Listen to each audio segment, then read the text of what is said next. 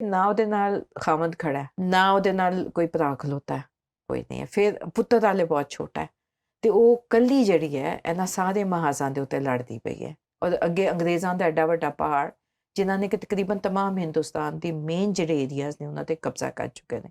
ਪੰਜਾਬ ਉਹਨਾਂ ਦੀ ਆਖਰੀ ਖਾਹਿਸ਼ ਹੈ ਔਰ ਬਹੁਤ ਵੱਡੀ ਖਾਹਿਸ਼ ਹੈ, ਕਿਉਂਕਿ ਅਮੀਰ ਤਰੀਨ ਸੂਬਾ ਹੈ ਨਾ, ਉਹਨੂੰ ਲੈਣਾ ਚਾਹੁੰਦੇ। ਜਿਸਲੇ ਉਹਨਾਂ ਨੂੰ ਪਤਾ ਚੱਲਿਆ ਕਿ ਇਹ ਤੇ ਉਹਨੂੰ ਕਤਲ ਦੀ ਅਟੈਂਪਟ ਕੀਤੀ ਹੈ, ਫਿਰ ਉਹਨਾਂ ਨੇ ਸਮਝੋ ਨਾ ਕਿ ਅੰਦਾਜ਼ਾ ਹੋਇਆ ਕਿ ਇਹਨੂੰ ਅਸੀਂ ਥੋੜਾ ਅੰਡਰ ਐਸਟੀਮੇਟ ਕਰਨੇ ਵੀ ਹਾਂ। ਖਤੂਨ ਤੇ ਬੜੀ ਤਾਕਤਵਰ ਹੈ, ਉਹਦਾ ਕੁਝ ਵੀ ਕਰ ਸਕਦੀ ਹੈ। ਮਹਾਰਾਣੀ ਜਿੰਦਾ ਨੂੰ ਸ਼ੇਖੂਪੁਰੇ ਦੇ ਕਿਲੇ 'ਚ ਬੰਦ ਕਰਤਾ ਜਾਂਦਾ ਤੇ ਉਹਨੂੰ ਦਲੀਪ ਸਿੰਘ ਤੋਂ ਜਿਹੜਾ ਨਾ ਉਹ ਵੱਖਰਿਆਂ ਕਰਤਾ ਗਿਆ। ਮਾਂ ਨੂੰ ਪੁੱਤਰ ਤੋਂ ਅੱਡ ਮਾਂ ਨੂੰ ਕਰਤਾ। ਪੁੱਤਰ ਤੋਂ ਵੱਖ ਕਰਤਾ। ਉਸ ਔਰਤ ਦੀ ਮੈਂ ਰੈਜ਼ਿਲੀਅੰਸ ਦੀ ਤਾਰ ਤੇ ਨਹੀਂ ਹੈ। ਪੁੱਤਰ ਤੋਂ ਤਾਂ ਵੱਖ ਕਰ ਦਿੱਤਾ ਗਿਆ। ਉਹ ਪੁੱਤਰ ਮੇਰੇ ਖਿਆਲ ਹੋਏਗਾ ਉਸ ਲਈ 8-9 ਸਾਲ ਦਾ। ਇਹ ਸਾਰੇ ਅਰਸੇ ਦੇ ਵਿੱਚ ਜਿਹੜੀ ਸਿੱਖ ਹਕੂਮਤ ਹੈ 1849 'ਚ ਉਹ ਖਤਮ ਕਰ ਦਿੱਤੀ ਜਾਂਦੀ ਹੈ। ਅੰਗਰੇਜ਼ ਪੂਰਾ ਤਸੱਲੁਤ ਉਹਦੇ ਤੇ ਕਾਇਮ ਕਰ ਲੈਂਦੇ ਨੇ ਤੇ ਉਹਨਾਂ ਨੇ ਬਹੁਤ ਸਾਰੀਆਂ ਚੁਣੌਤੀਆਂ ਦਾ ਸਾਹਮਣਾ ਕੀਤਾ। ਚੁਣੌਤੀਆਂ ਦਾ ਹਾਲੇ ਤੇ ਆਗਾਜ਼ ਹੈ। ਬ੍ਰਿਟਿਸ਼ ਰੈਜ਼ੀਡੈਂਸੀ ਜਦੋਂ ਕਿਸੇ ਇਲਾਕੇ 'ਚ ਇਸਟੈਬਲਿਸ਼ ਹੁੰਦੀ ਸੀ ਨਾ, ਤੇ ਉਹ ਪ੍ਰੀਟੈਂਡ ਇਹੀ ਕਰਦੇ ਸੀ ਕਿ ਜੀ ਅਸੀਂ ਤੇ ਇੱਥੇ ਹਿਫਾਜ਼ਤ ਲਈ ਆਏ ਹਾਂ ਤੇ ਗਾਈਡੈਂਸ ਲਈ ਆਏ ਹਾਂ, ਲੇਕਿਨ ਇਹਨਾਂ ਦਾ ਪਹਿਲਾ ਸਟੈਪ ਹੁੰਦਾ ਸੀ ਉਹ ਸਟੇਟ ਨੂੰ ਕੰਟਰੋਲ ਕਰਨ ਦਾ। ਇੱਥੇ ਵੀ ਜਿਹੜੇ ਨੇ ਲਾਰੈਂਸ ਬਰਾਦਰਾਂ, ਜਿਹਨਾਂ 'ਚੋਂ ਹੈਨਰੀ ਲਾਰੈਂਸ ਬੜਾ ਐਕਟਿਵ ਸੀ ਔਰ ਉਹਨੇ ਬਹੁਤ ਜ਼ਿਆਦਾ ਇਹਦੇ 'ਚ ਰੋਲ ਪਲੇ ਕੀਤਾ। ਉਹਨੇ ਆ ਕੇ ਆਪਣੀ ਰੈਜ਼ੀਡੈਂਸੀ ਕਾਇਮ ਕੀਤੀ। ਉਹ ਦਿਲਚਸਪ ਗੱਲ ਹੈ ਕਿ ਰੈਜ਼ੀਡੈਂਸੀ ਜਿਹੜਾ ਅੱਜ ਕੱਲ੍ਹ ਸਿਵਲ ਸੈਕਟਰੀਏਟ ਹੈ, ਉਹਦੇ ਜਿਹੜਾ ਚੀਫ ਮਿਨਿਸਟਰ ਆਫਿਸ ਹੈ, ਉੱਥੇ ਹੀ ਆ ਕੇ ਕਾਇਮ ਹੋਈ ਸੀ ਔਰ ਉਹ ਲੈਗੇਸੀ ਹਾਲੇ ਤੱਕ ਚੱਲਦੀ ਪਈ ਹੈ। ਉੱਤੇ ਕਦੀ ਫਿਰ ਹੋਰ ਗੱਲ ਕਰਾਂਗੇ। ਇਸ ਦੌਰਾਨ 'ਚ 2 ਜਿਹੜੀਆਂ ਐਂਗਲੋ ਸਿੱਖ ਵਾਰਸ ਨੇ ਉਹ ਹੋ ਚੁੱਕੀਆਂ ਨੇ। ਬਦਕਿਸਮਤੀ ਇਹ ਹੈ ਕਿ ਉਹ ਦੋਵੇਂ ਜੰਗਾਂ ਜਿਹੜੀਆਂ ਨੇ ਉਹ ਬਜ਼ਾਹਰ ਸਿੱਖ ਹਾਰ ਗਏ ਨੇ। ਹਾਲਾਂਕਿ ਬਾਅਦ ਜਗ੍ਹਾ 'ਤੇ ਲਿਖਿਆ ਗਿਆ ਕਿ ਉਹ ਹਾਰ ਜਿੱਤ ਕੋਈ ਨਹੀਂ ਸੀ ਹੋਈ, ਬਰਾਬਰ 'ਤੇ ਛੁੱਟੀਆਂ ਸਨ, ਲੇਕਿਨ ਉਸ ਦੇ ਬਾਵਜੂਦ ਇੰਟਰਨਲ ਇਤਨੀ ਪੋਲੀਟਿਕਸ ਚੱਲਦੀ ਪਈ ਸੀ ਕਿ ਉਹ ਜਿਹੜਾ ਇੱਕ ਸ਼ਿਰਾਜ਼ਾ ਸੀ ਉਹ ਬਿਖਰਨਾ ਸ਼ੁਰੂ ਹੋ ਗਿਆ ਸੀ। ਚੁਨਾਂਚੇ ਉਸੇ ਨੂੰ ਜਿਹੜਾ ਨਾ ਅੱਗੇ ਲੈ ਕੇ ਜਾਂਦੇ ਆ 2 ਮੁਆਹਦੇ ਹੁੰਦੇ ਨੇ। ਉਹ ਕਿਹੜੇ? ਅੰਗਰੇਜ਼ਾਂ ਤੇ ਸਿੱਖਾਂ ਦੇ। ਇੱਕ ਉਹ ਕਹਿੰਦੇ ਜੀ ਟ੍ਰੀਟੀ ਆਫ ਲਾਹੌਰ ਹੈ ਤੇ ਦੂਜੀ ਜਿਹੜੀ ਹੈ ਟ੍ਰੀਟੀ ਆਫ ਬੈਰੋਵਾਲ। ਇਹ 2 ਟ੍ਰੀਟੀਜ਼ ਨੇ। ਅੱਛਾ, ਹੁਣ ਜਿਹੜੀਆਂ ਇਹ ਟ੍ਰੀਟੀਜ਼ ਨੇ ਇਹਦੀਆਂ ਬਹੁਤ ਸਾਰੀਆਂ ਜਿਹੜੀਆਂ ਸ਼ਰਤਾਂ ਸਨ ਉਹ ਮਹਾਰਾਣੀ ਜਿੰਦਾ ਉਹਨਾਂ ਨਾਲ ਬਿਲਕੁਲ ਉਹਨਾਂ ਦਾ ਨਹੀਂ ਸੀ ਇਤਫਾਕ ਕਰਦੇ ਪਏ। ਲੇਕਿਨ ਬਹੁਤ ਸਾਰੇ ਜਿਹੜੇ ਸਿੱਖ ਦਰਬਾਰ ਦੇ ਮਿਨਿਸਟਰ ਸਨ ਉਹ ਅੰਗਰੇਜ਼ਾਂ ਨਾਲ ਰਲੇ ਸਨ। ਇਹ ਹੁਣ ਮਹਾਰਾਣੀ ਨੂੰ ਸਭ ਦਾ ਨਹੀਂ ਸੀ ਪਤਾ ਕਿ ਵੀ ਇਹ ਵੀ ਉਹਨਾਂ ਦੇ ਨਾਲ ਰਲੇ ਨੇ, ਤੇ ਉਹ ਸ਼ਰਾਇਤ ਦੇ ਖਿਲਾਫ ਮਹਾਰਾਣੀ ਨੇ ਬੜਾ ਰੈਜ਼ਿਸਟ ਕੀਤਾ ਕਿ ਵੀ ਅਸੀਂ ਇਹ ਸ਼ਰਾਇਤ ਨਾ ਮੰਨੀਏ। ਲੇਕਿਨ ਲੋਕਾਂ ਦੇ ਆਪਣੇ ਇੰਟਰਸਟ ਸਨ ਤੇ ਉਹਨਾਂ ਨੇ ਇਸ ਚੀਜ਼ ਨੂੰ ਇਗਨੋਰ ਕਰਦੇ ਆ ਤਮਾਮ ਸ਼ਰਾਇਤ ਮੰਨ ਲਿਆ। ਅੱਛਾ, ਆਹਿਸਤਾ ਆਹਿਸਤਾ ਹੁਣ ਅੰਗਰੇਜ਼ ਦਾ ਕਬਜ਼ਾ ਜਿਹੜਾ ਉਹ ਵੱਧਦਾ ਜਾ ਰਿਹਾ। ਉਦੋਂ ਦਾ ਨਤੀਜਾ ਇਹ ਹੁੰਦਾ ਹੈ ਕਿ ਮਹਾਰਾਣੀ ਜਿੰਦਾ ਨੂੰ ਉਹਦੇ ਆਪਣੇ ਸਟੇਟਸ ਤੋਂ ਰਿਮੂਵ ਕਰ ਦਿੱਤਾ ਜਾਂਦਾ। ਤੇ ਮਹਾਰਾਣੀ ਜਿੰਦਾ ਨੇ ਕੋਈ ਅਮਲੀ ਇਕਦਾਮਾਤ ਨਹੀਂ ਸੀ ਕੀਤੇ ਸਿੱਖ ਅੰਪਾਇਰ ਨੂੰ ਕਾਇਮ ਰੱਖਣ ਲਈ, ਉਹਦੀ ਰੱਖਿਆ ਲਈ? ਦੇਖੋ, ਫੌਜ ਦੇ ਥਰੂ ਐਂਗਲੋ ਸਿੱਖ ਵਾਰ ਜਿਹੜੀ ਹੁੰਦੀ ਹੈ ਉਹਦੇ 'ਚ ਉਹਨੇ ਕੋਸ਼ਿਸ਼ ਕੀਤੀ। ਫਿਰ ਪਹਿਲੀ ਦੂਜੀ ਉਹਦੇ 'ਚ ਜੰਗਾਂ ਜਾਰੀ ਰਹੀਆਂ, ਬਲਕਿ ਉਹ ਉਹਨਾਂ ਜੰਗਾਂ ਨੂੰ ਅੱਗੇ ਲੈ ਕੇ ਚੱਲੀ। ਅਸਲ 'ਚ ਮੈਂ ਕਿਉਂਕਿ ਸਾਨੂੰ ਐਂਗਲੋ ਸਿੱਖ ਵਾਰ ਦੇ ਉੱਤੇ ਬਹੁਤ ਡਿਟੇਲ ਮਿਲ ਜਾਂਦੀ ਹੈ ਤੇ ਮੇਰਾ ਸੀ ਕਿ ਮੈਂ ਫੋਕਸ ਆਪਣਾ ਜਿਹੜਾ ਨਾ ਮਹਾਰਾਣੀ ਜਿੰਦਾ ਦੇ ਕਿ ਉਹਦੀ ਜਿਹੜੀ ਸਿਆਸੀ ਵਸੀਲਤ ਸੀ ਉਹਨੂੰ ਜਿਹਨੂੰ ਕਿ ਇਗਨੋਰ ਕੀਤਾ ਗਿਆ। ਉਸ ਦੌਰਾਨ ਜਿਹੜਾ ਮੈਂ ਜਿਸ ਤਰ੍ਹਾਂ ਦੱਸਿਆ ਸੀ ਕਿ ਲਾਲ ਸਿੰਘ ਤੇ ਤੇਜਾ ਸਿੰਘ ਨੇ ਬੜਾ ਕ੍ਰਿਟੀਕਲ ਰੋਲ ਪਲੇ ਕੀਤਾ ਜੰਗਾਂ ਦੇ ਵਿੱਚ। ਔਰ ਇਹਨਾਂ ਸਾਰੀਆਂ ਜੰਗਾਂ ਦੀ ਐਫਰਟ ਉਹਦੇ 'ਚ ਪੋਲੀਟੀਕਲੀ ਜੋ ਵੀ ਜ਼ੋਰ ਲਗਾਇਆ ਗਿਆ ਔਰ ਜਿਹੜੇ ਟ੍ਰੀਟੀਜ਼ ਕੀਤੀਆਂ ਗਿਆ ਉਹਨਾਂ ਦੇ ਉੱਤੇ ਇਹ 3 ਮਹਾਜ਼ ਐਸੇ ਸੀ ਜਿੱਥੇ ਕਿ ਮਹਾਰਾਣੀ ਜਿੰਦਾ ਨੇ ਬਹੁਤ ਰੈਜ਼ਿਸਟੈਂਸ ਦਿੱਤੀ। ਜੰਗੀ ਤੌਰ ਤੇ ਉਹਨੇ ਜੰਗ ਕਰਨ ਦੀ ਕੋਸ਼ਿਸ਼ ਕੀਤੀ, ਬਲਕਿ ਜੰਗ ਕੀਤੀ, ਲੇਕਿਨ ਇੰਟਰਨਲ ਜਿਹੜੀ ਸੀ ਨਾ ਪੋਲੀਟਿਕਸ ਦੀ ਵਜ੍ਹਾ ਨਾਲ ਉਹ ਜੰਗਾਂ 'ਚ ਉਹ ਕਾਮਯਾਬੀ ਨਹੀਂ ਹੋਈ ਜਿਹੜੀ ਕਿ ਉਹਨੂੰ ਹੋਣੀ ਚਾਹੀਦੀ ਸੀ। ਪੋਲੀਟੀਕਲੀ ਉਹਨੇ ਬਿਲਕੁਲ ਉਹ ਜਿਹੜੇ ਟ੍ਰੀਟੀਜ਼ ਸੀ ਉਹਨਾਂ ਨੂੰ ਮੰਨਣ ਤੋਂ ਇਨਕਾਰ ਕੀਤਾ, ਲੇਕਿਨ ਉਹ ਬੇਬਸ ਹੋ ਗਈ ਕਿਉਂਕਿ ਉਹਦੇ ਆਪਣੇ ਲੋਕ ਜਿਹੜੇ ਸਨ ਉਹਦਾ ਸਾਥ ਜਦੋਂ ਘਰੋਂ ਹੀ ਸਪੋਰਟ ਨਹੀਂ ਹੋਏਗੀ ਤੇ ਫਿਰ ਇੱਕ ਜੰਗ ਕਿਵੇਂ ਜਿੱਤੀ ਜਾ ਸਕਦੀ? ਬੁਨਿਆਦੀ ਤੌਰ ਤੇ ਇਹੀ ਵਜੂਹਾਤ ਹੋਏ ਨਾ, ਜੰਗੀ ਮਹਾਜ਼ ਤੇ ਵੀ ਨਹੀਂ ਸਪੋਰਟ, ਸਿਆਸੀ ਮਹਾਜ਼ ਤੇ ਵੀ ਨਹੀਂ, ਔਰ ਜ਼ਾਤੀ ਤੌਰ ਤੇ ਵੀ ਜਿਹੜਾ ਉਹਨੇ ਜਿਤਨਾ ਵੀ ਐਕਟ ਕੀਤਾ। ਅੱਛਾ, ਇੱਕ ਹੋਰ ਗੱਲ ਇਹ ਵੇ ਕਿ ਉਹ ਇਹ ਬੜਾ ਸਰਪ੍ਰਾਈਜ਼ ਸੀ ਅੰਗਰੇਜ਼ਾਂ ਦੀ। ਉਹ ਮਹਾਰਾਣੀ ਜਿੰਦਾ ਕੋਲੋਂ ਇਹ ਸਭ ਕੁਝ ਕਤਲ ਨਹੀਂ ਸੀ ਐਕਸਪੈਕਟ ਕਰਦੇ ਪਏ। ਉਹਨਾਂ ਖਿਆਲ ਸੀ ਕਿ ਵੀ ਇੱਕ ਪਪਟ ਜਿਹਾ ਲਿਆ ਕੇ ਅਸੀਂ ਬਹਾ ਦਾਂਗੇ ਤੇ ਇਹ ਸਾਰਾ ਕੁਝ। ਤੇ ਉਹਨਾਂ ਨੇ ਫਿਰ ਜਿਸਲੇ ਰਿਅਲਾਈਜ਼ ਹੋਇਆ ਕਿ ਇਹ ਜਿਹੜੀ ਖਤੂਨ ਹੈ ਇਹ ਆਪਣੀ ਜ਼ਮੀਨ ਲਈ ਆਪਣੇ ਲੋਕਾਂ ਲਈ ਪੰਜਾਬ ਲਈ ਜਿਹੜਾ ਉਹ ਲੜ ਸਕਦੀ ਹੈ ਔਰ ਹਰ ਮਾਸ 'ਤੇ ਲੜ ਸਕਦੀ ਹੈ, ਜੰਗੀ ਮਾਸ 'ਤੇ ਵੀ, ਸਿਆਸੀ ਮਾਸ 'ਤੇ ਵੀ ਅਤੇ ਜ਼ਾਤੀ ਮਾਸ 'ਤੇ ਵੀ। ਅਤੇ ਫਿਰ ਉਹਨਾਂ ਨੇ ਫਿਰ ਮਹਾਰਾਣੀ ਜਿੰਦਾਂ ਨੂੰ ਬਹੁਤ ਸਾਈਡਲਾਈਨ ਕਰਕੇ ਔਰ ਉਹਨਾਂ ਨੇ ਕਿਹਾ ਜੀ ਕਿ ਇਹਨੂੰ 1.5 ਲੱਖ ਰੁਪਏ ਪੈਨਸ਼ਨ ਦੇ ਦਿੱਤੀ ਜਾਵੇ ਔਰ ਇਹਦਾ ਜਿਹੜੀ ਅਮਲੀ ਸਿਆਸਤ ਹੈ ਨਾ ਉਹਦੇ ਨਾਲ ਕੋਈ ਤਾਲੁਕ ਇਸ ਤਰ੍ਹਾਂ ਤੇ ਉਹਨਾਂ ਨੇ ਬਹੁਤ ਸਾਰੀਆਂ ਚੁਣੌਤੀਆਂ ਦਾ ਸਾਹਮਣਾ ਕੀਤਾ। ਚੁਣੌਤੀਆਂ ਦਾ ਹਾਲੇ ਤੇ ਆਗਾਜ਼ ਹੈ, ਹਾਲੇ ਤਾਂ ਸਮਝੋ ਕਿ ਉਹਨਾਂ ਦੀ ਜ਼ਿੰਦਗੀ ਦੀ ਜਿਹੜੇ ਨੇ ਨਾ ਇਹ ਬਿਲਕੁਲ ਬਿਗਨਿੰਗ ਪੁਆਇੰਟ ਹੈ। ਅਸਲ 'ਚ ਨਾ ਮੈਂ ਜਦੋਂ ਤਾਰੀਖ ਪੜ੍ਹਨੀ ਹੈ ਨਾ ਤੇ ਮੈਂ ਫੋਕਸ ਉਹਨਾਂ ਚੀਜ਼ਾਂ 'ਤੇ ਕਰਦੀ ਹਾਂ ਜਿਨ੍ਹਾਂ ਦੇ ਬਾਰੇ ਜ਼ਿਆਦਾ ਗੱਲ ਨਹੀਂ ਹੁੰਦੀ। ਬਹੁਤ ਸਾਰੀਆਂ ਚੀਜ਼ਾਂ ਜੰਗਾਂ ਦੇ ਉੱਤੇ ਤੇ ਬੜੀਆਂ ਗੱਲਾਂ ਹੁੰਦੀਆਂ, ਲੇਕਿਨ ਜ਼ਾਤੀ ਤੌਰ 'ਤੇ ਉਸ ਸ਼ਖਸ ਨੇ ਕੀ ਕੁਛ ਫੇਸ ਕੀਤਾ, ਮਹਾਰਾਣੀ ਜਿੰਦਾਂ ਨੇ ਜ਼ਾਤੀ ਤੌਰ 'ਤੇ ਕੀ ਕੁਛ ਉਹਨਾਂ ਨੂੰ ਭੁਗਤਣਾ ਪਿਆ ਔਰ ਆਪਣੀ ਔਰ ਜੋ ਉਹਦੀ struggle C as an independent single woman. ਕਿਉਂਕਿ ਤੁਸੀਂ ਇਮੈਜਿਨ ਕਰੋ ਨਾ ਕਿ ਨਾ ਉਹਦੇ ਨਾਲ ਖਾਵੰਦ ਖੜਾ ਹੈ, ਕੋਈ ਡੈਥ ਹੋ ਮਰਦ ਚੁੱਕੀ, ਨਹੀਂ ਹੈ, ਨਾ ਉਹਦੇ ਨਾਲ ਕੋਈ ਭਰਾ ਖਲੋਤਾ ਹੈ, ਕੋਈ ਨਹੀਂ ਹੈ। ਫਿਰ ਪੁੱਤਰ ਵਾਲੇ ਬਹੁਤ ਛੋਟਾ ਹੈ ਅਤੇ ਉਹ ਕੱਲੀ ਜਿਹੜੀ ਹੈ ਇਹਨਾਂ ਸਾਰੇ ਮਹਾਜ਼ਾਂ ਦੇ ਉੱਤੇ ਲੜਦੀ ਪਈ ਹੈ। ਦੇਖੋ at the end of the day sorry historian figures ਜਿਹੜੇ ਹੁੰਦੇ ਨਾ ਤੇਰੇ ਮੇਰੇ ਵਰਗੇ ਹੀ ਹੁੰਦੇ ਨੇ ਨਾ, ਅਤੇ ਸੋਚੋ ਕਿ ਇੱਦਾਂ ਕਿਤੇ ਕੁਝ ਵੀ ਨਹੀਂ ਹੈਗਾ ਔਰ ਅੱਗੇ ਅੰਗਰੇਜ਼ਾਂ ਦਾ ਐਡਾ ਵੱਡਾ ਪਹਾੜ ਜਿਨ੍ਹਾਂ ਨੇ ਕਿ ਤਕਰੀਬਨ ਤਮਾਮ ਹਿੰਦੁਸਤਾਨ ਦੀ ਮੇਨ ਜਿਹੜੇ ਏਰੀਆਜ਼ ਨੇ ਉਹਨਾਂ 'ਤੇ ਕਬਜ਼ਾ ਕਰ ਚੁੱਕੇ ਨੇ। ਪੰਜਾਬ ਉਹਨਾਂ ਦੀ ਆਖਰੀ ਖਾਹਿਸ਼ ਹੈ ਔਰ ਬਹੁਤ ਵੱਡੀ ਖਾਹਿਸ਼ ਹੈ ਕਿਉਂਕਿ ਅਮੀਰ ਤਰੀਨ ਸੂਬਾ ਹੈ ਨਾ, ਉਹਨੂੰ ਲੈਣਾ ਚਾਹੁੰਦੇ ਨੇ। ਔਰ ਉਸ ਤੋਂ ਬਾਅਦ ਜਿਹੜਾ ਮਹਾਰਾਣੀ ਜਿੰਦਾਂ ਨੂੰ ਜਿਸ ਲਈ ਉਹਨੂੰ ਫਾਰਗ ਕਰਤੇ ਜਾਂਦਾ, ਉਹਨੂੰ ਕਹਿੰਦੇ ਨੇ ਕਿ ਜੀ ਠੀਕ ਹੈ ਤੂੰ ਆਪਣਾ ਜਿਊਲਰੀ ਆਪਣੇ ਕੋਲ ਰੱਖ ਲੈ, 1.5 ਲੱਖ ਰੁਪਏ ਅਸੀਂ ਤੈਨੂੰ ਪੈਨਸ਼ਨ ਦੇਵਾਂਗੇ ਲੇਕਿਨ ਤੂੰ ਐਕਟਿਵ ਨਹੀਂ ਰਹੇਂਗੀ। ਇਹ ਸਾਰਾ ਹੋਣ ਤੋਂ ਬਾਅਦ ਮਹਾਰਾਣੀ ਜਿੰਦਾਂ ਜਿਹੜੀ ਹੈ ਨਾ ਉਹਨੇ ਮੌਂਟਗੋਮਰੀ ਜਿਹੜਾ ਨਾ ਮੌਂਟਗੋਮਰੀ ਹੈਨਰੀ ਮੌਂਟਗੋਮਰੀ ਲਾਰੈਂਸ ਜਿਹੜਾ ਉਹਦੇ ਕਹਿੰਦੇ ਨੇ ਕਿ ਕਤਲ ਦੀ ਫਿਰ ਕੋਸ਼ਿਸ਼ ਕਰਵਾਈ, ਅਟੈਂਪਟ ਕੀਤਾ ਕਿ ਬਿਕੋਜ਼ ਉਹ ਬੜਾ ਇੱਕ ਕੀ ਫਿਗਰ ਸੀ ਇਹ ਸਾਰੀ ਪੋਲੀਟਿਕਸ ਦੇ ਵਿੱਚ, ਜਿਸ ਤਰ੍ਹਾਂ ਮੈਂ ਪਹਿਲੇ ਦੱਸਿਆ ਨਾ ਕਿ ਲਾਰੈਂਸ ਬਰਾਦਰਾਨ ਨੇ ਬੜਾ ਇੱਥੇ ਜਿਹੜਾ ਨਾ ਗੰਦ ਪਹੁੰਚਾਇਆ ਸੀ। ਅਤੇ ਜਿਸਲੇ ਉਹਨਾਂ ਨੂੰ ਪਤਾ ਚੱਲਿਆ ਕਿ ਇਹ ਤੇ ਉਹਨੂੰ ਕਤਲ ਦੀ ਅਟੈਂਪਟ ਕੀਤੀ ਹੈ, ਫਿਰ ਉਹਨਾਂ ਨੇ ਸਮਝੋ ਨਾ ਕਿ ਅੰਦਾਜ਼ਾ ਹੋਇਆ ਕਿ ਇਹਨੂੰ ਅਸੀਂ ਥੋੜ੍ਹਾ ਅੰਡਰ ਐਸਟੀਮੇਟ ਕਰਨੇ ਵੀ ਖਤੂਨ ਤਾਂ ਬੜੀ ਤਾਕਤਵਰ ਹੈ, ਉਹਦਾ ਕੁਝ ਵੀ ਕਰ ਸਕਦੀ ਹੈ। ਔਰ ਅੱਛਾ ਹੁਣ ਮੈਨੂੰ ਬੜੀ ਤਾਰੀਖ ਦੀ ਗੱਲ ਆ ਜਾਂਦੀ ਹੈ ਕਿ ਜਿਹੜਾ ਆਪਣੀ ਜ਼ਮੀਨ ਆਪਣੇ ਲੋਕਾਂ ਲਈ ਲੜਦਾ ਪਿਆ ਉਸੇ ਨੂੰ ਤੁਸੀਂ ਗੱਦਾਰ ਡਿਕਲੇਅਰ ਕਰ ਦਿਓ। ਬਦਕਿਸਮਤੀ ਇਹ ਵੇ ਕਿ ਸਾਡੀਆਂ ਬਹੁਤ ਸਾਰੀਆਂ ਕਿਤਾਬਾਂ ਦੇ ਵਿੱਚ ਵੀ ਜਿਹੜਾ ਨਾ ਇਹਨਾਂ ਗੱਲਾਂ ਦਾ ਕੋਈ ਖਾਸ ਐਸਾ ਜ਼ਿਕਰ ਨਹੀਂ ਹੈਗਾ। ਮਹਾਰਾਣੀ ਜਿੰਦਾਂ 'ਤੇ ਆ ਕੇ ਤਾਂ ਬਿਲਕੁਲ ਹੀ ਖਾਮੋਸ਼ੀ ਹੋ ਜਾਂਦੀ ਹੈ। ਅਤੇ ਮੈਨੂੰ ਲੱਗਦਾ ਹੈ ਕਿ ਉਹਦੀ ਅਸਲ ਸਟਰਗਲ ਜਿਹੜੀ ਹੈ ਨਾ ਇਹ ਹੁਣ ਜਦੋਂ ਉਹਨੂੰ ਇਕਤਦਾਰ ਤੋਂ ਹਟਾ ਦਿੱਤਾ ਜਾਂਦਾ, ਜਿਸ ਲਈ ਉਹਨਾਂ ਨੇ ਪਤਾ ਚੱਲਿਆ। ਅਤੇ ਉਸ ਤੋਂ ਬਾਅਦ ਜਿਹੜਾ ਨਾ 1847 ਦੇ ਵਿੱਚ ਮਹਾਰਾਣੀ ਜਿੰਦਾਂ ਨੂੰ ਸ਼ੇਖੂਪੁਰੇ ਦੇ ਕਿਲ੍ਹੇ 'ਚ ਬੰਦ ਕਰ ਦਿੱਤਾ ਜਾਂਦਾ।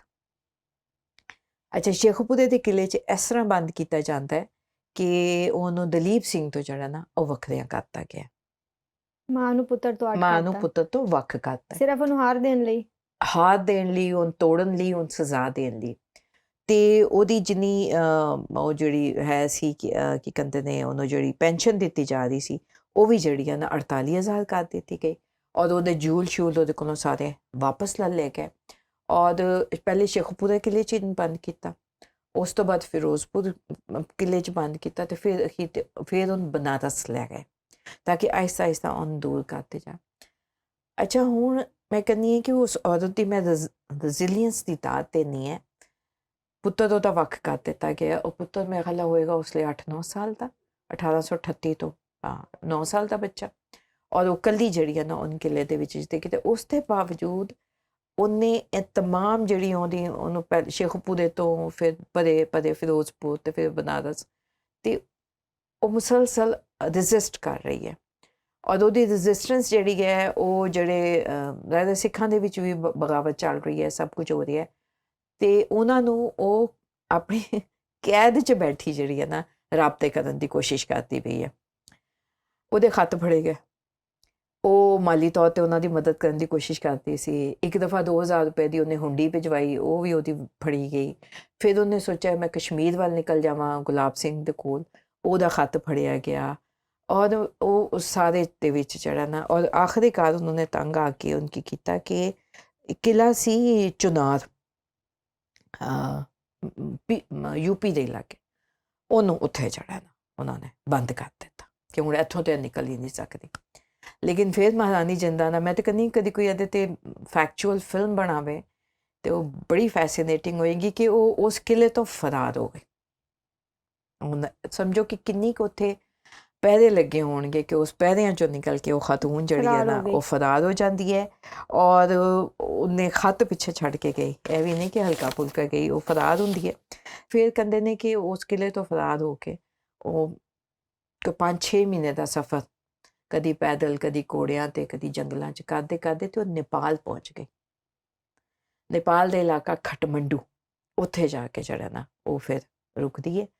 ਅੱਛਾ, ਜਿਹੜਾ ਨੇਪਾਲ ਦਾ ਵਜ਼ੀਰ ਆਜ਼ਮ ਹੈ ਔਰ ਉਹ ਆਲਰੇਡੀ ਅੰਗਰੇਜ਼ਾਂ ਦਾ ਵਫਾਦਾਰ ਹੀ ਹੈ, ਔਰ ਉਹਨੂੰ ਬੜਾ ਇਹ ਵੀ ਮਸਲਾ ਆ ਜਾਂਦਾ ਹੈ ਕਿ ਵੀ ਇਹ ਬੀਬੀ ਇੱਥੇ ਆ ਗਈ ਹੈ, ਤੇ ਉਹ ਵੀ ਅੱਗੋਂ ਰਿਐਕਟ ਕਰਦਾ। ਤੇ ਉਹ ਜਿਹੜਾ ਨਾ ਉਹ ਵੀ ਕੋਈ ਮਹਾਰਾਣੀ ਕੋਲੋਂ ਇੰਨਾ ਖੁਸ਼ ਨਹੀਂ ਹੈਗਾ, ਔਰ ਉੱਥੇ ਵੀ ਸਮਝੋ ਕਿ ਐਜ਼ ਅ ਸਟੇਟ ਪ੍ਰਿਜ਼ਨਰ ਹੀ ਉਹ ਰਹਿ ਰਹੀ ਹੈ। ਔਰ ਜਿਸ ਲਈ ਉੱਥੇ ਰਹਿੰਦੀ ਹੈ ਤੇ ਉੱਥੇ ਰਹਿ ਕੇ ਵੀ ਉਹ ਆਪਣੇ ਸਿਪਾਹੀਆਂ ਦੇ ਨਾਲ ਰਾਬਤੇ 'ਚ ਹੈ। ਉੱਥੋਂ ਵੀ ਖੱਤ ਲਿਖਦੀ ਪਈ ਹੈ, ਉੱਥੋਂ ਵੀ ਪੈਸੇ ਭਿਜਵਾਉਣ ਦੀ ਕੋਸ਼ਿਸ਼ ਕਰਦੀ ਪਈ ਹੈ। ਔਰ ਆਖਰੀ ਕਾਰ ਜਿਹੜਾ ਨਾ ਕਿ ਉਹ ਸੋ ਮਚ ਸੋ ਕਿ ਉਹਨਾਂ ਨੇ ਜਿਹੜਾ ਖਟਮੰਡੂ ਦਾ ਹੈ ਨਾ ਵਜ਼ੀਰ ਆਜ਼ਮ, ਪ੍ਰਾਈਮ ਮਿਨਿਸਟਰ, ਉਹਨੇ ਅੰਗਰੇਜ਼ਾਂ ਨੂੰ ਕਿਹਾ ਕਿ ਵੀ ਇਹ ਤੇ ਮੇਰੇ ਵੀ ਕਾਬੂ ਨਹੀਂ ਆਉਂਦੀ ਪਈ ਤੇ ਮੈਂ ਹੁਣ ਇਹਦਾ ਕੀ ਕਰਾਂ। ਅੱਛਾ, ਇਹ ਸਾਰੇ ਅਰਸੇ ਦੇ ਵਿੱਚ ਜਿਹੜੀ ਸਿੱਖ ਹਕੂਮਤ ਹੈ 1849 'ਚ ਉਹ ਖ਼ਤਮ ਕਰ ਦਿੱਤੀ ਜਾਂਦੀ ਹੈ। ਅੰਗਰੇਜ਼ ਪੂਰਾ ਤਸੱਲੁਤ ਉਹਦੇ 'ਤੇ ਕਾਇਮ ਕਰ ਲੈਂਦੇ ਨੇ। ਔਰ ਇਹ ਮਹਾਰਾਣੀ ਜਿੰਦਾ ਨੇਪਾਲ ਦੇ ਵਿੱਚ ਰਹਿੰਦੀ ਹੈ 1860 ਤੱਕ।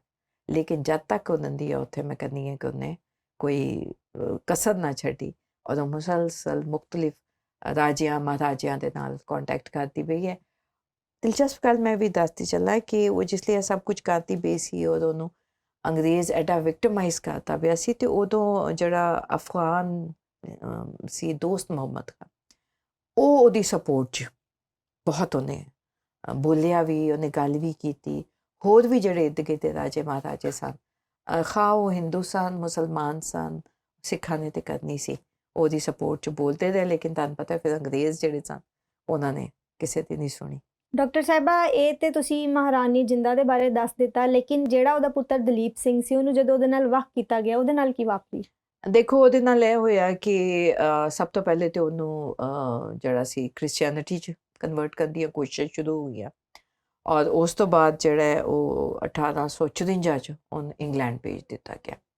ਅੱਛਾ, ਮਾਂ ਮੁਖਤਲਿਫ ਕਿਲਿਆਂ 'ਚ ਕੈਦ ਹੋਈ ਹੈ, ਔਰ ਕਿਲਿਆਂ 'ਚ ਕੈਦ ਤੋਂ ਮੁਰਾਦ ਹੈ ਨਾ ਸਮਝੋ ਜਿਹੜੇ ਅੱਜ ਕੱਲ੍ਹ ਦੇ ਜੇਲ੍ਹ ਨੇ, ਇਹ ਬੜੇ ਔਖੇ ਵੇਲੇ ਹੁੰਦੇ ਸਨ ਜਦੋਂ ਕਿਲਿਆਂ ਦੇ ਵਿੱਚ ਜਿਹੜਾ ਕੈਦ ਕੀਤਾ ਜਾਂਦਾ ਸੀ। ਔਰ ਜਿਸ ਲਈ ਉੱਧਰ ਚਲਾ ਜਾਂਦਾ ਇੰਗਲੈਂਡ, ਤੇ ਜੀ ਕੁਈਨ ਨੇ ਕਿਹਾ ਕਿ ਇਹ ਮੇਰਾ ਅਡੋਪਟਡ ਪੁੱਤਰ ਹੈ। ਦਲੀਪ ਸਿੰਘ ਨੇ ਕੋਸ਼ਿਸ਼ ਕੀਤੀ ਕਿ ਮੈਂ ਆਪਣੀ ਮਾਂ ਨੂੰ ਨਾਲ ਲੈ ਕੇ ਜਾਵਾਂ ਔਰ ਮੇਰੇ ਨਾਲ ਇੰਗਲੈਂਡ ਜਾ ਸਕੇ, ਲੇਕਿਨ ਉਹਨਾਂ ਨੇ ਕਿਸੇ ਵੀ ਸੂਰਤ ਚੜ੍ਹਿਆ ਨਾ ਦਲੀਪ ਸਿੰਘ ਦਾ ਕੋਈ ਜ਼ੋਰ ਨਹੀਂ ਚੱਲਣ ਦਿੱਤਾ, ਕਿਉਂਕਿ ਉਹਨਾਂ ਨੂੰ ਪਤਾ ਸੀ ਉਹਨਾਂ ਦੀ ਮਾਂ ਨੇ ਇੰਨਾ ਟਫ ਟਾਈਮ ਉਹਨਾਂ ਨੂੰ Tough ਦਿੱਤਾ, time ਉਹ ਦਿੱਤਾ ਕਿਸ ਤਰ੍ਹਾਂ ਸੀ। ਇੱਕ ਮਾਂ ਦੇ ਪੁੱਤਰ ਨੂੰ ਇਕੱਠੇ ਕਰ ਦਿੰਦੇ ਤੇ ਫਿਰ ਉਹਨਾਂ ਲਈ ਹੋਰ ਮਸਲਾ ਹੋ ਜਾਂਦਾ। ਬਿਲਕੁਲ ਸਹੀ। ਔਰ ਉਹਨਾਂ ਨੇ ਮਤਲਬ ਸੋ ਮਚ ਸੋ ਕਿ ਉਹਨਾਂ ਨੇ ਇੱਕ ਦੂਜੇ ਨੂੰ ਖਤ ਲਿਖਣ ਦੀ ਵੀ ਇਜਾਜ਼ਤ ਨਹੀਂ ਸੀ। ਉਹ ਖਤ ਲਿਖਣ ਦੀ ਵੀ ਇਜਾਜ਼ਤ ਲੈਣ ਲਈ ਜਿਹੜਾ ਨਾ ਦਲੀਪ ਸਿੰਘ ਨੂੰ ਇੱਕ ਅਰਸਾ ਦਰਾਜ਼ ਤੱਕ ਮਿਹਨਤ ਕਰਨੀ ਪਈ, ਔਰ ਮਤਲਬ ਇੱਕ ਬੜਾ ਹੀ ਸਟਰਗਲ ਦਾ ਪੀਰੀਅਡ ਸੀ ਦਲੀਪ ਸਿੰਘ ਲਈ ਵੀ ਔਰ ਮਹਾਰਾਣੀ ਜਿੰਦਾ ਲਈ। ਲੇਕਿਨ ਦਲੀਪ ਸਿੰਘ ਦਾ ਸੀ ਕਿ ਉਹ ਬੱਚਾ ਸੀ 12-14 ਸਾਲ ਦਾ, ਔਰ ਉਹਦੇ ਇਰਦ ਗਿਰਦ ਜੋ ਉਹਨੂੰ ਦੱਸਿਆ ਜਾ ਰਿਹਾ ਸੀ ਉਹ ਤੇ ਉਸੇ ਤੇ ਯਕੀਨ ਕਰਦਾ ਪਿਆ ਸੀ ਨਾ ਜੀ। ਔਰ ਇੰਗਲੈਂਡ ਦੇ ਵਿੱਚ ਉਹਨੂੰ ਮਹਿਲ ਦਿੱਤਾ ਗਿਆ ਔਰ ਬੜਾ ਪ੍ਰੋਪਰਲੀ ਉਹਨੂੰ ਰੱਖਿਆ ਗਿਆ, ਬੜਾ ਇੱਕ ਉਹਨੂੰ ਸਟੇਟਸ ਵੀ ਉੱਥੇ ਦਿੱਤਾ ਗਿਆ। ਲੇਕਿਨ ਉਹ ਇਹ ਜ਼ਰੂਰ ਜਾਣਦਾ ਸੀ ਕਿ ਉਹਦੀ ਮਾਂ ਜਿਹੜੀ ਹੈ ਉਹ ਇੱਕ ਬੜੇ ਹੀ ਹਿੰਦੁਸਤਾਨ 'ਚ ਟਫ ਟਾਈਮ ਤੋਂ ਗੁਜ਼ਰਦੀ ਪਈ ਹੈ, ਲੇਕਿਨ ਇਹਨਾਂ ਦੋਵਾਂ ਨੂੰ ਇਜਾਜ਼ਤ ਨਹੀਂ ਸੀ ਦਿੱਤੀ ਗਈ ਕਿ ਇੱਕ ਦੂਜੇ ਨੂੰ ਮਿਲਣ। ਮਹਾਰਾਜਾ ਦਲੀਪ ਸਿੰਘ ਨੂੰ ਸਿੱਖ ਸਲਤਨਤ ਦਾ ਆਖਰੀ ਮਹਾਰਾਜਾ ਕਿਉਂ ਕਿਹਾ ਜਾਂਦਾ? ਮਹਾਰਾਜਾ ਦਲੀਪ ਸਿੰਘ ਦਾ ਜਿਹੜਾ ਹੈ ਕਿ ਦੇਖੋ ਜਿਸ ਲਈ ਉਹ 1849 'ਚ ਇਹਨਾਂ ਨੇ ਜਿਸ ਲਈ ਕਬਜ਼ਾ ਕਰ ਲਿਆ, ਔਰ ਉਸ ਤੋਂ ਬਾਅਦ ਦਲੀਪ ਸਿੰਘ ਨੂੰ ਰਿਮੂਵ ਕਰ ਦਿੱਤਾ ਗਿਆ ਇੱਥੋਂ। ਇਸ ਵਜ੍ਹਾ ਨਾਲ ਉਹਨਾਂ ਨੇ ਇੱਕ ਜਿਹੜੀ ਸਿੱਖ ਪੂਰੀ ਇੱਕ ਲੈਜਿਟੀਮੇਟ ਲੈਗੇਸੀ ਸੀ ਉਹਨੂੰ ਮੁਕੰਮਲ ਤੌਰ 'ਤੇ ਖ਼ਤਮ ਕਰ ਦਿੱਤਾ ਗਿਆ। ਇਸ ਲਈ ਅਸੀਂ ਮਹਾਰਾਜਾ ਦਲੀਪ ਸਿੰਘ ਨੂੰ ਜਿਹੜਾ ਨਾ ਉਹ ਕਹਿੰਦੇ ਕਿ ਉਹ ਆਖਰੀ ਸਾਡਾ ਜਿਹੜਾ ਇਸ ਸਿੱਖ ਲੜੀ ਦਾ ਜਿਹੜਾ ਨਾ ਉਹ ਮਹਾਰਾਜਾ ਸੀ। ਔਰ ਉਸ ਤੋਂ ਬਾਅਦ ਜਿਸ ਤਰ੍ਹਾਂ ਮੈਂ ਦੱਸਦੀ ਪਈ ਸੀ ਕਿ ਮਹਾਰਾਣੀ ਜਿੰਦਾ ਜਿਹੜੀ ਹੈ ਉਹ ਤੇ ਕਿਲਿਆਂ ਦੇ ਵਿੱਚ ਤੇ ਖਟਮੰਡੂ ਦੇ ਵਿੱਚ, ਤੇ ਇਹਨਾਂ ਇਸ ਦੌਰਾਨ 'ਚ ਇੱਕ ਜ਼ਰੂਰ ਗੱਲ ਹੋਈ ਕਿ ਉਹਨਾਂ ਦੀ ਖਤੋ ਕਿਤਾਬਤ ਦੇ ਨਤੀਜੇ 'ਚ 1860 ਦੇ ਵਿੱਚ ਜਿਹੜਾ ਨਾ ਇਹਨਾਂ ਨੇ ਕਿਹਾ ਕਿ ਜੀ ਹਾਂ ਹੁਣ ਮਾਂ ਪੁੱਤਰ ਇੱਕ ਦੂਜੇ ਨੂੰ ਮਿਲ ਸਕਦੇ ਨੇ। ਤੇ ਉਹ ਵੀ ਇੱਕ ਬੜਾ ਲੰਬਾ ਚੌੜਾ ਜੀ 4 ਸਾਲ ਲੱਗੇ ਦੋਵਾਂ ਦੀ ਮੁਲਾਕਾਤ ਅਰੇਂਜ ਇਜਾਜ਼ਤ ਤੋਂ ਬਾਅਦ ਵੀ ਸੋਚਿਆ ਗਿਆ ਵੀ ਜੀ ਇਹਨਾਂ ਨੂੰ ਹੁਣ ਮਿਲਵਾ ਦਿੱਤਾ ਜਾਏ, ਇਹਨਾਂ ਦੇ ਨਾਲ ਹੁਣ ਜਿਹੜੀ ਮੁਲਾਕਾਤ ਦੋਵਾਂ ਦੀ ਹੋ ਜਾਵੇ।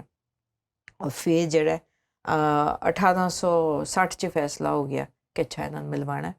ਤੇ ਫਿਰ 1861 ਦੇ ਵਿੱਚ ਜਿਹੜਾ ਨਾ ਕਲਕੱਤਾ ਦੇ ਵਿੱਚ ਮਹਾਰਾਣੀ ਜਿੰਦਾ ਤੇ ਮਹਾਰਾਜਾ ਦਲੀਪ ਸਿੰਘ ਜਿਹੜੇ ਨੇ ਉਹਨਾਂ ਦੋਵਾਂ ਦੀ ਮੁਲਾਕਾਤ ਹੁੰਦੀ ਹੈ। ਮਾਂ ਆਪਣੇ ਪੁੱਤਰ ਨੂੰ ਕੋਈ 13.5 ਸਾਲ ਬਾਅਦ ਮਿਲਦੀ ਹੈ। ਇੱਕ ਲੰਬਾ ਅਰਸਾ। ਅੱਛਾ, ਹੁਣ ਇਹ ਜਿਹੜੀ ਸਾਰੀ ਉਹਨੇ ਕੈਦ 1847 ਤੋਂ ਲੈ ਕੇ ਤੇ ਸਮਝੋ 1861 ਤੱਕ ਵੇਖਦੀ ਰਹੀ। ਉਹਦੇ ਵਿੱਚ ਇੱਕ ਚੀਜ਼ ਜਿਹੜੀ ਸੀ ਉਹਦੀ ਬੜੀ ਸ਼ਦੀਦ ਜਿਹੜੀ ਇਫੈਕਟ ਹੋਈ ਔਰ ਉਹਦੀ ਸਿਹਤ ਸੀ ਕਿ ਮਹਾਰਾਣੀ ਜਿੰਦਾ ਦੇ ਬਾਰੇ ਕਹਿੰਦੇ ਨੇ ਕਿ ਉਹ ਪਛਾਣੀ ਨਹੀਂ ਸੀ ਜਾਂਦੀ। ਅੱਛਾ, ਇੱਥੇ ਮੈਂ ਇੱਕ ਗੱਲ ਕਰਾਂਗੀ ਕਿ ਮੈਜੋਰਿਟੀ ਜਿਹੜੀਆਂ ਸਾਡੀਆਂ ਕਿਤਾਬਾਂ ਨੇ ਉਹਦੇ 'ਚ ਇੱਕ ਜੁਮਲਾ ਲਿਖਦੇ ਨੇ ਜੋ ਬੜੀ ਹਸੀਨ ਖਾਤੂਨ ਸੀ, ਬੜੀ ਖੂਬਸੂਰਤ ਸੀ, ਤੇ ਉਸ ਤੋਂ ਬਾਅਦ ਅੱਗੇ ਟੁਰ ਜਾਂਦੇ ਨੇ। ਲੇਕਿਨ ਜਿਸ ਲਈ ਮੈਂ ਉਸ ਖਾਤੂਨ ਦੀ ਸਟਰਗਲ ਪੜ੍ਹਨੀ ਹੈ ਤਾਂ ਉਹਦੀ ਮੈਂ ਦੇਖਦੀ ਕਿ ਉਹਨੇ ਕਿਤਨੀ ਬਹਾਦਰੀ ਸੀ ਉਸਦੀ। ਵਰਨਾ ਜੇਲ੍ਹਾਂ ਦੇ ਵਿੱਚ ਰਹਿਣਾ, ਕਿਲਿਆਂ ਦੇ ਵਿੱਚ ਰਹਿਣਾ, ਉਹਦੇ 'ਚ ਤੁਹਾਡੀ ਤੇ ਹਿੰਮਤ ਟੁੱਟ ਜਾਏਗੀ। ਲੇਕਿਨ ਉਹਨੇ ਆਪਣੀ ਹਿੰਮਤ ਕਾਇਮ ਰੱਖੀ। ਲੇਕਿਨ ਉਹਦਾ ਹਿੰਮਤ ਦਾ ਉਹਦੀ ਜ਼ਿੰਦਗੀ ਦੇ ਉੱਤੇ, ਉਹਦੀ ਸਿਹਤ 'ਤੇ ਬੜਾ ਅਸਰ ਹੋਇਆ, ਇਤਨਾ ਜ਼ਿਆਦਾ ਕਿ ਉਹਦੀ ਕਹਿੰਦੇ ਨੇ ਕਿ ਉਹਦੀ ਬਿਨਾਈ ਜਿਹੜੀ ਸੀ ਨਾ ਅੱਖਾਂ ਦੀ, ਉਹ ਚਲੀ ਗਈ ਤੇ ਸੀ। ਫਿਰ ਇੱਕ ਪੁੱਤਰ ਵੀ ਮਾਂ ਤੋਂ ਦੂਰ ਕਰ ਦਿੱਤਾ ਗਿਆ ਤੇ ਪੁੱਤਰ ਨੂੰ ਤੇ ਦੂਰ ਕਰਕੇ ਬਿਲਕੁਲ ਹੀ ਉਹਨਾਂ ਨੇ ਜਿਹੜਾ ਸੀ ਨਾ, ਇੱਕ ਪਾਸੇ ਪੁੱਤਰ ਦੇ ਉੱਤੇ ਬੜਾ ਜ਼ੁਲਮ ਕਮਾਇਆ, ਲੇਕਿਨ ਪੁੱਤਰ ਬੱਚਾ ਸੀ, ਯੰਗ ਸੀ, ਉਹ ਸਰਵਾਈਵ ਕਰ ਗਿਆ। ਮਾਂ ਕੋਲੋਂ ਪੁੱਤਰ ਦਾ ਜੁਦਾ ਹੋਣਾ ਜਿਹੜਾ ਸੀ ਨਾ, ਉਦੋਂ ਕਹਿੰਦੇ ਨੇ ਕਿ ਉਹ ਰੋ ਰੋ ਕੇ ਅੱਖਾਂ ਤੋਂ ਅੰਨੀ ਹੋ ਗਈ। ਔਰ ਫਿਰ ਜਿਸ ਲਈ ਇਹਨਾਂ ਦੋਵਾਂ ਦੀ ਮੁਲਾਕਾਤ ਹੁੰਦੀ ਹੈ, ਸਿਆਸੀ ਤੌਰ 'ਤੇ ਉਹ ਵੀ ਇੱਕ ਬੜਾ ਅੰਗਰੇਜ਼ਾਂ ਨੂੰ ਖਤਰਾ ਲੱਗਾ ਉਹਦੇ 'ਤੇ। ਉਹਨਾਂ ਨੇ ਕਿਹਾ ਕਿ ਦੋਵੇਂ ਮਾਂ ਪੁੱਤ ਇਕੱਠੇ ਹੋ ਗਏ ਨੇ ਔਰ ਕਿਉਂਕਿ ਪੰਜਾਬ ਦੀ ਹਕੂਮਤ ਦੇ ਲੈਜਿਟੀਮੇਟ ਵਾਰਸ ਨੇ, ਤੇ ਉਹਨਾਂ ਨੇ ਕਿਹਾ ਕਿ ਇਹਨਾਂ ਨੂੰ ਫੌਰੀ ਤੌਰ 'ਤੇ ਇੰਗਲੈਂਡ ਲੈ ਜਾਓ। ਔਰ ਮੁਲਾਕਾਤ ਤੋਂ ਬਾਅਦ ਅਰੇਂਜ ਕੀਤਾ ਗਿਆ ਕਿ ਇਹਨਾਂ ਨੂੰ ਇੰਗਲੈਂਡ ਲੈ ਗਏ। ਔਰ ਮੈਂ ਮਤਲਬ ਸਮਝੋ 13-14 ਸਾਲ ਬਾਅਦ ਮਹਾਰਾਣੀ ਜਿੰਦਾ ਜਿਹੜੀ ਹੈ ਜਾ ਕੇ ਫਿਰ ਇੰਗਲੈਂਡ 'ਚ ਉਹਦੇ ਜਿਹੜਾ ਪੁੱਤਰ ਦਾ ਮਹਿਲ ਸੀ ਉਹਦੇ 'ਚ ਫਿਰ ਉਹ ਰੱਖਿਆ ਗਿਆ।